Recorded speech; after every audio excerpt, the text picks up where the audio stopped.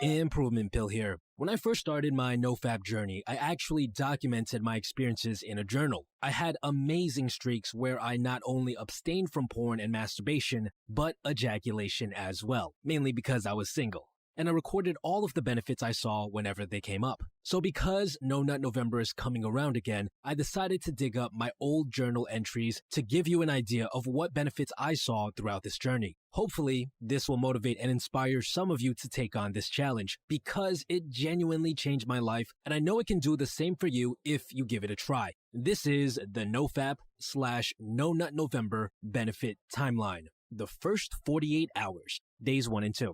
Okay, so this was always the toughest period for me. The urges were strong, and there was always a ton of brain fog. I had a hard time thinking clearly, and I found myself stuttering a lot during conversations. This was actually the period of time that I relapsed the most into, especially if I stayed indoors and didn't have any plans for the day. Because there's so much brain fog, I had less self-awareness. So I didn't even notice myself slipping into the state that ultimately caused me to relapse many times. It almost felt like I didn't know what I was doing until I had already done it. The only benefits I really saw in the first 48 hours would be an increase in my brain's clarity as the fog slowly started to fade away. My most effective strategy during this time was to physically get out of the house, go to the gym, go see a friend, go do some errands, go do some work or study at the local Starbucks, because staying in the house all day usually meant I would relapse again.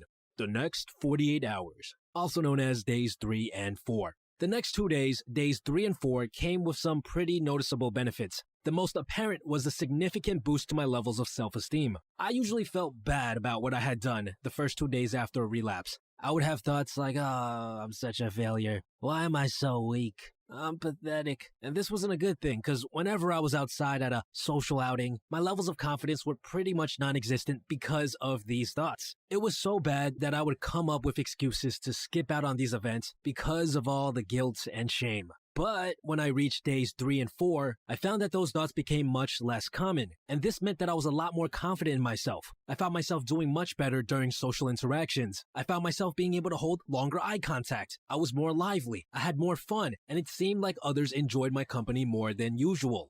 Days 5 and 6.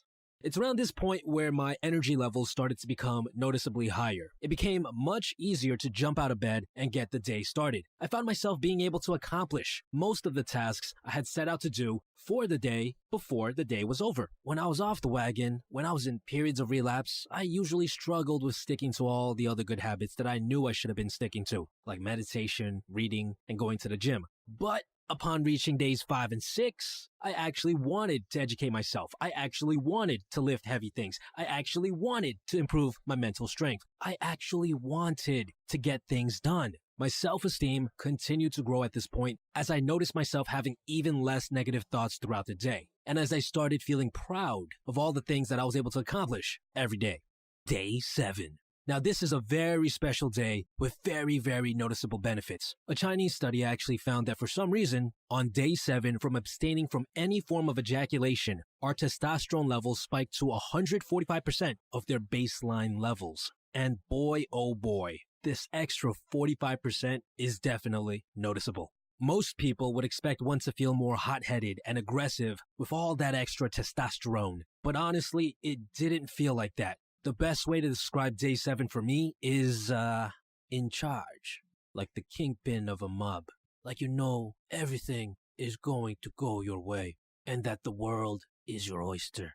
I found myself taking more initiative, going out of my way to make plans with others, setting up parties, asking people to come eat with me, and re-sparking conversations with childhood friends that I haven't spoken to in a while. There was a strong sense of calm that enveloped my entire being whenever I got to around day 7 and day 8. One of my journal entries recalls a day where I had to give a 20-minute presentation in front of class all by myself. This was something that usually would have made me very nervous, but that day I felt nothing. I wasn't scared whatsoever. It was just another walk in the park. Days 7 and 8 were also where I started taking more initiative with my dating life. Another journal entry recalls an experience where I was working out at the gym and I spotted a cute girl and I literally could not stop myself from going up to her and chatting her up.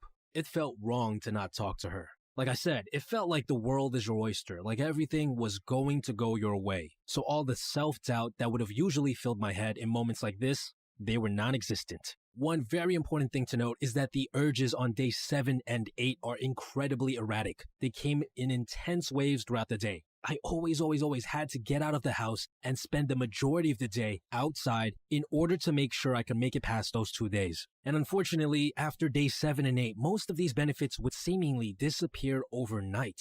But think of it as a teaser for what truly awaits you if you continue on this journey. 2 weeks in.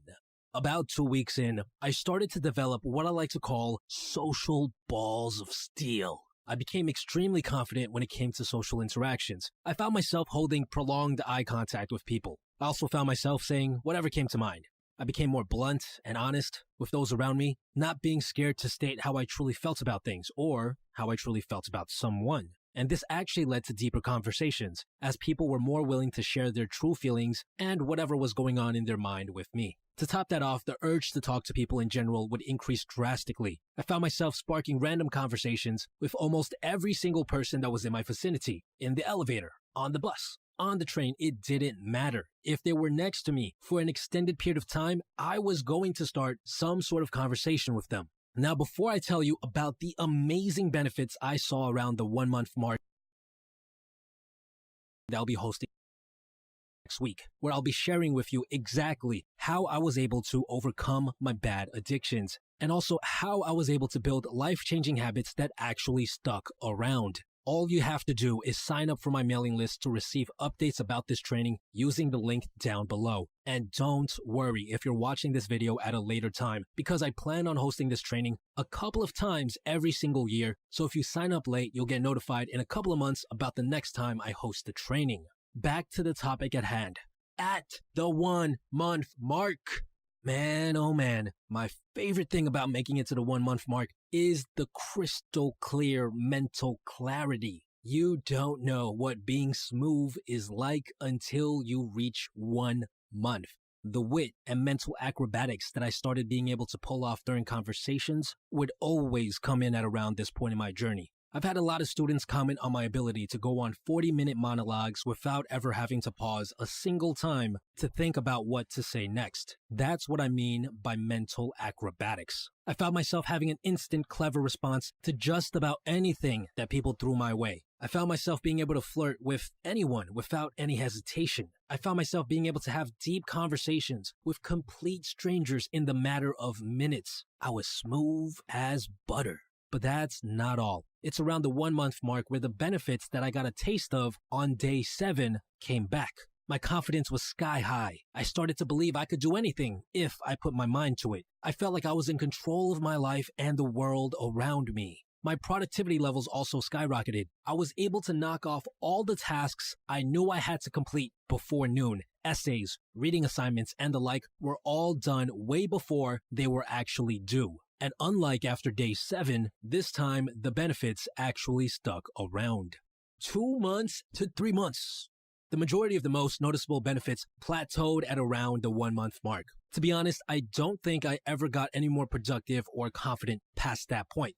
But at around the 2 to 3 month mark, I always started doing a lot better with the ladies without even having to try. I remember going to a house party and I somehow ended up with a girl who was an entire head taller than me. She was so much taller that she had to bend down to kiss me. I felt like a kid being kissed goodbye on my first day of school. And this was definitely weird because girls who are even just a bit taller than me usually never bothered to look my way. But 2 to 3 months in, there I was. There was also another instance where I was invited to a karaoke event with like 10 to 15 other people. And a chick from across the room, the most attractive girl in that entire room, who all the other guys were trying to chat up, she had her friend come up to me and tell me that she wanted to get my number. These instances might have been caused by the fact that they saw me cracking jokes with everyone around me and the fact that I was having a lot of fun. I don't really know, because in all of these instances and the many others I haven't mentioned, I didn't really have to put in much effort. It almost seemed like they were magnetically attracted to me. It was almost like magic.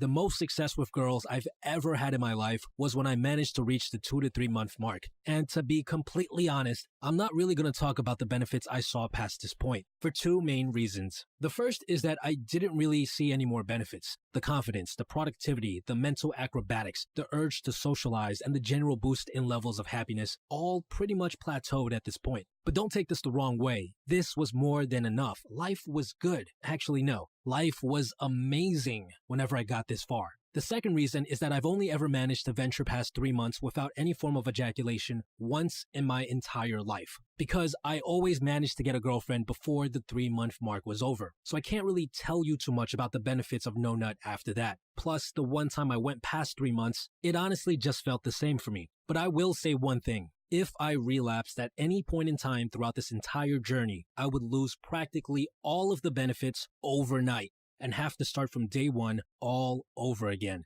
And by relapse, I mean watching porn, masturbating, and ejaculating like that. Wet dreams and sex did not reset the benefits for me. It took me more than 3 years of trial and error to finally shake this addiction. If you want to learn more about the exact strategy I used to overcome it once and for all, make sure you sign up for my email list using the link down below so you can get news on my free training. Besides that, guys, I hope this video has been insightful and inspiring for some of you. If you are someone who indulges in this form of pleasure very often, I suggest you try staying away from it for just a week. You'll get a glimpse of what's waiting for you on the other side.